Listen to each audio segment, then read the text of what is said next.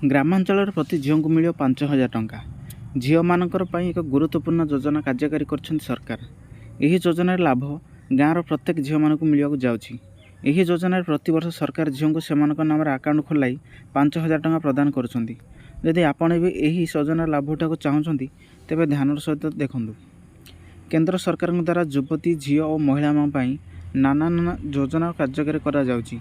ସେମାନଙ୍କୁ ଆର୍ଥିକ ଓ ସାମାଜିକ କ୍ଷେତ୍ରରେ ମଜବୁତ କରିବା ପାଇଁ ଏହି ଯୋଜନାର ମୂଳ ଲକ୍ଷ୍ୟ ଆସିଛି।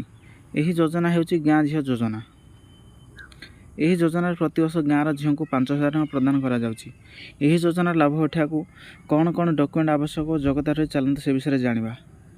ଏହି ଯୋଜନାରେ ବିଶେଷ କରି ଛାତ୍ରୀମାନଙ୍କୁ ଗୁରୁତ୍ୱ ଦିଆଯାଉଛି। ଏହି ଯୋଜନାର ପୂର୍ବରୁ ଅନେକ ଛାତ୍ରୀ ଲାଭ ଉଠାଇ ସାରିଛନ୍ତି।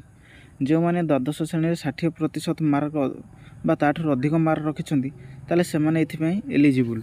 10 ମାସ ଯାଏ ସେମାନଙ୍କ ଆକାଉଣ୍ଟକୁ 500 ଟଙ୍କା ଲେଖାଏଁ ପଠାଯିବ। ଏଭଳି ଭାବରେ ସେମାନେ ପ୍ରତିବର୍ଷ 5,000 ଟଙ୍କା ପାଇପାରିବେ। ଗ୍ରାମାଞ୍ଚଳ ଝିଅଙ୍କୁ ଆତ୍ମନିର୍ଭର କରିବା ଏହି ଯୋଜନାର ମୂଳ ଉଦ୍ଦେଶ୍ୟ।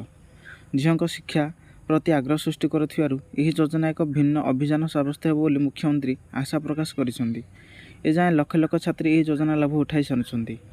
ଏହି ଯୋଜନାରେ 5,000 ଗ୍ରାମାଞ୍ଚଳ ହେଉ କିମ୍ବା ସହରାଞ୍ଚଳ ସମସ୍ତଙ୍କୁ ହିଁ ମିଳିଥାଏ।